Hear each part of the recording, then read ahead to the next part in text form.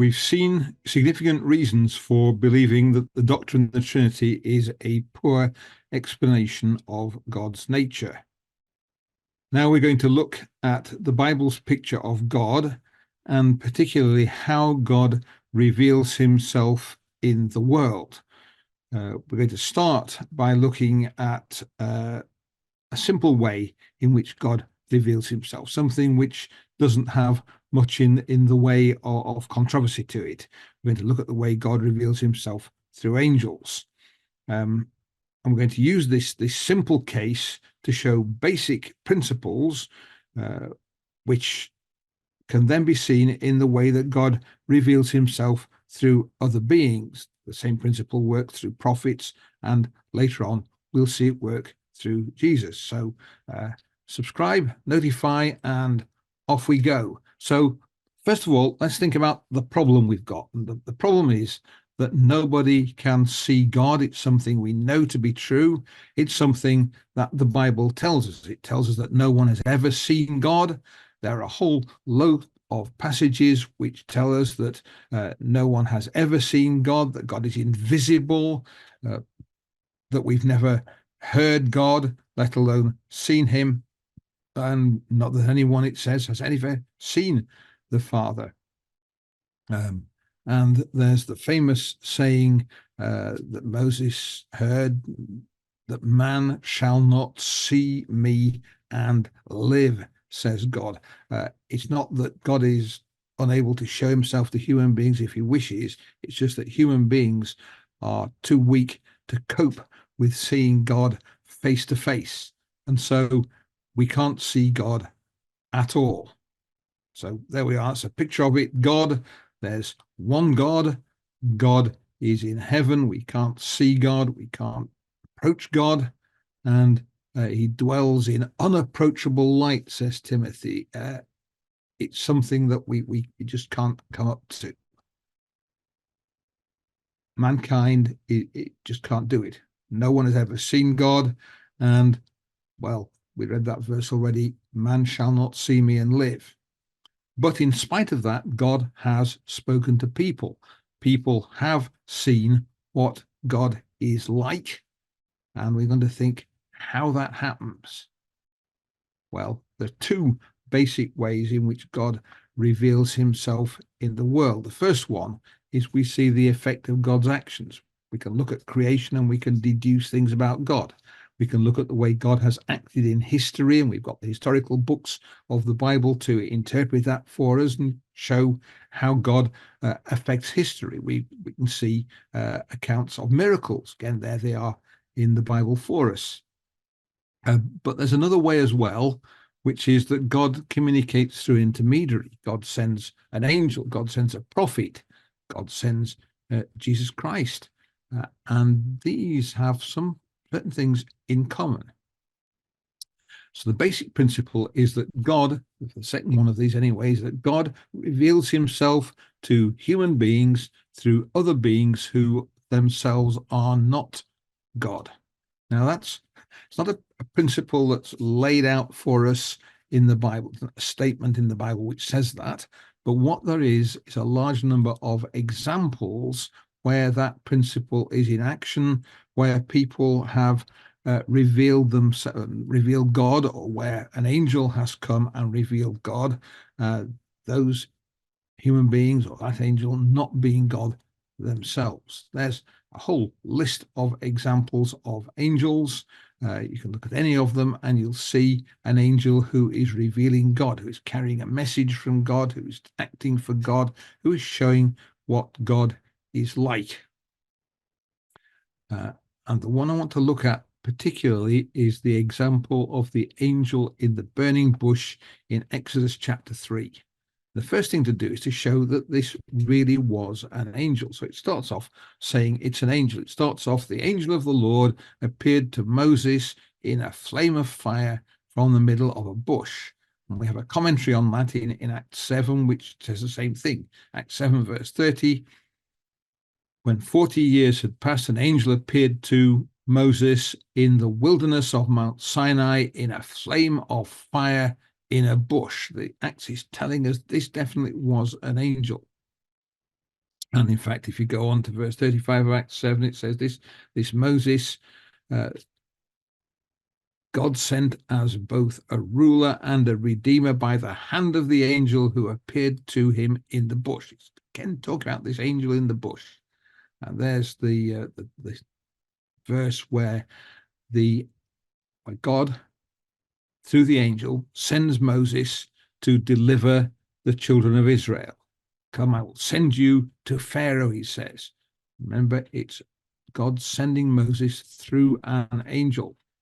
The being is definitely an angel. It's not God there in person. No one, remember, ever saw God or heard God for that matter.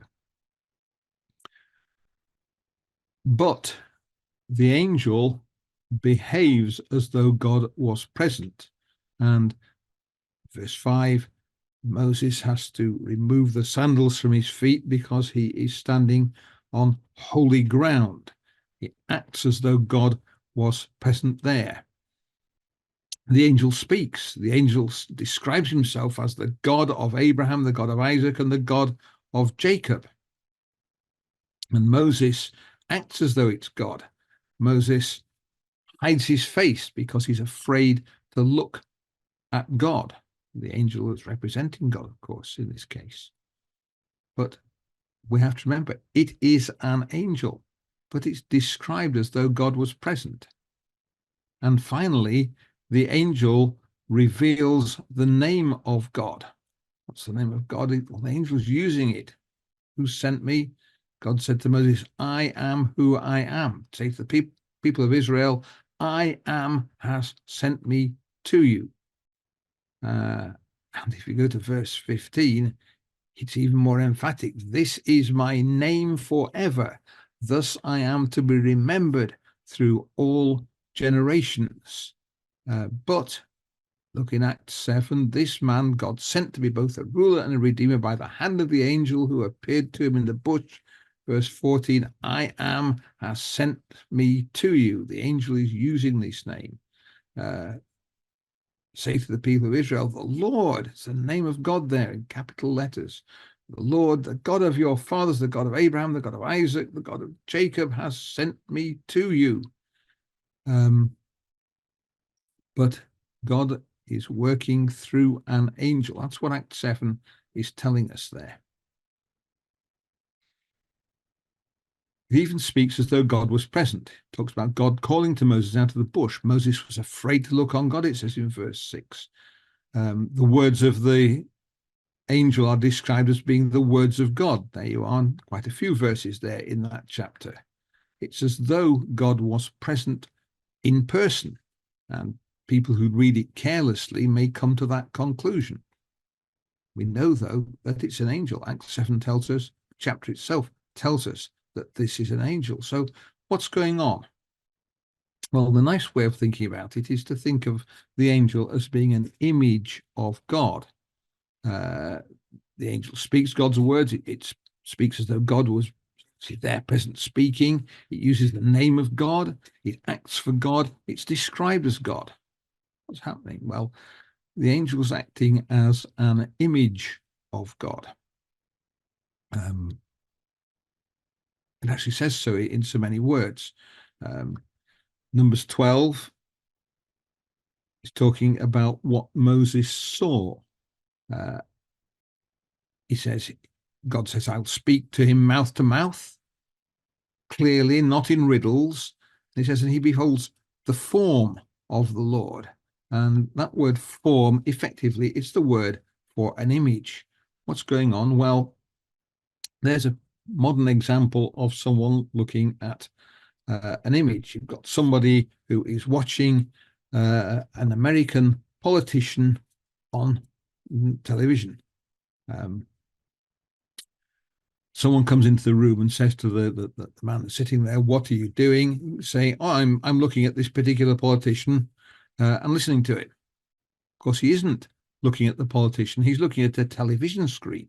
He's looking at the image of the politician on a television screen. If you look in the right-hand corner, the top right-hand corner of this video, you'll see an image of me speaking to you, and it's exactly the same thing. So someone would say, I'm looking at the John Thorpe speaking here. You're not. You're looking at some dots on a screen, but they look like me. They sound like me. They are my image. On this example, the man is looking at an image of an American politician. The angel is an image of God. And that's what that word says in the Authorized Version. It says the similitude of the Lord. He's looking at the image of God. So you can see what God is like because he's looking at his image. Another example, Hagar and the angel. Hagar was the concubine of Abraham, who was the mother of Ishmael. And she's sent away, and she is running out of water and having trouble in the desert. But she finds a spring, and the angel finds her there and says, Hagar, where have you come from? Where are you going? It's the angel of the Lord. Very clear. It's the angel of God. It's not God. But a little bit further on, we have Hagar's comment on it. She calls it, says, the name of the Lord who spoke to her. It's the angel of the Lord, but it's spoken of as though this angel was the Lord God. And the angel is being described as God. She says, you are a God of seeing. It's a picture of the angel being spoken of as though God was present for definite. The angel is the image of God. Jacob and the angel. In Genesis 32, Jacob is about to meet up with Esau after a long absence, and he wrestles with an angel. In the end, asks, what's your name? There's a comment on that in Hosea 12. It says of Jacob that he took his brother by the heel, his manhood, he strove with God, he strove with the angel and prevailed. So it says it's an angel he was struggling with. There he is, he's fighting an angel. And in fact, he beats the angel. But it also says it's God. What's happening? Well, the angel is representing God. And Jacob is wrestling with an angel who is the image of God, who is carrying God's presence. There's another one here, the angel who leads Israel through the wilderness. And again, very clearly, it's an angel. The angel is going on before the children of Israel through the wilderness as they cross towards the promised land. It's an angel, but it has the power to forgive. It could forgive, it won't do, but the fact that it's even open is an interesting thing about the angel. God says, my name is in him. So the angel carries the name of God. It uses God's name. And a rather interesting one, it refers to the voice of the angel. And he says, God says, if you carefully obey his voice and do all that I say, then I'll be an enemy to your enemies. The voice is the angel's voice, but the words are the words of God. The angel is speaking God's words. It's speaking as though God was present. He's acting as the mouth of God. And we could say the angel is God's agent. God is doing something through an agent, and the angel is this agent of God. But a more biblical way of putting it would be to say it was an image of God. This is the angel is acting so you can see what God is like. It's doing what God would do. It's showing us what God is like. It's an image of God.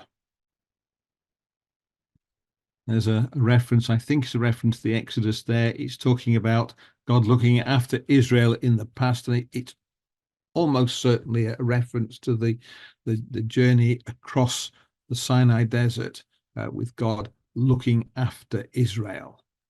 And it talks about it being the angel of God's presence. So it's not just any old angel, it's an angel that is carrying the presence of God.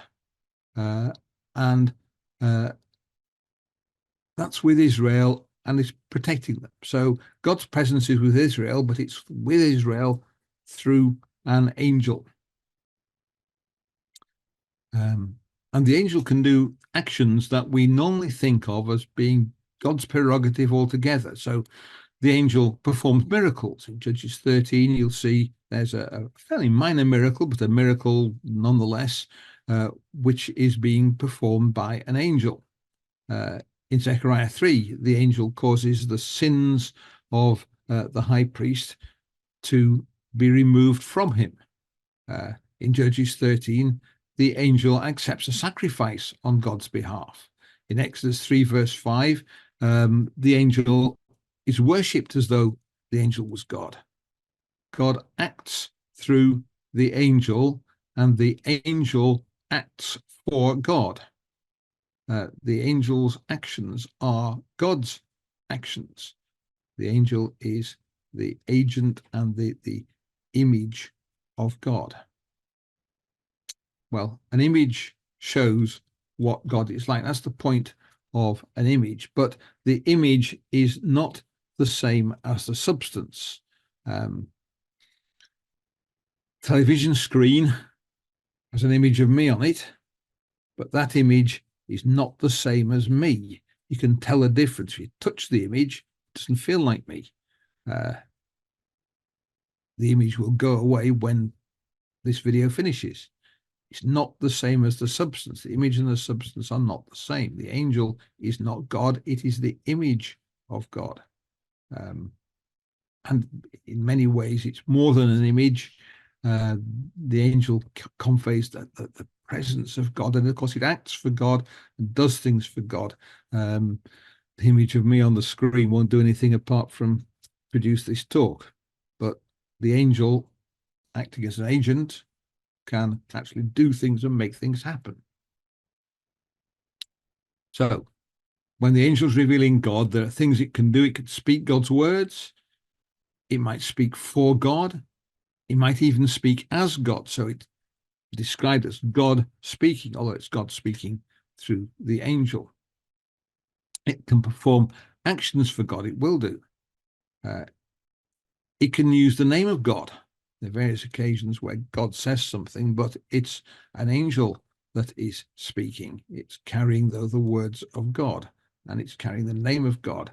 And it might even be described as God acting or God speaking or even God being present. That's also part of what goes on with an angel who is revealing God. And the principle extends onwards. Remember, God reveals himself to human beings through other beings who are not themselves God. We've just taken angels as an example. We saw it with angels, but prophets. The prophet may say, "Thus says the Lord," and then deliver a message from God. It's as though God was speaking. Jesus Christ reveals God.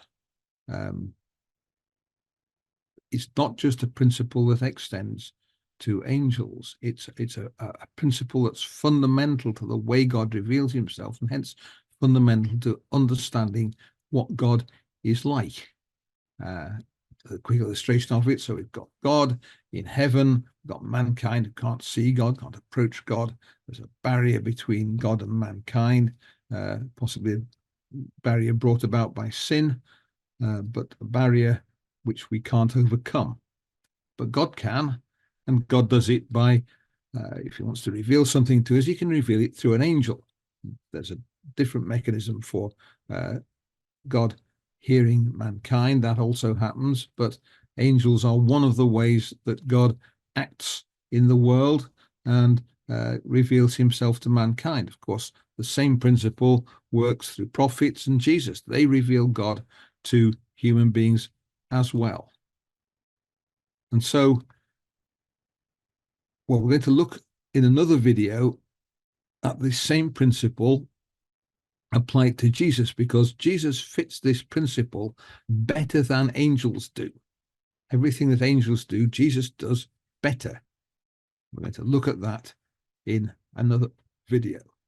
So I hope you enjoyed this. I hope that it's informative, something to think about. If you do like it, then you can always subscribe to the channel. You can look out for other videos on it. You can press notify so you get the next video, and let your friends know about it so that they can discuss it with you and see what they think about it. We've got a website there if you want to see who we are, and may God bless you always.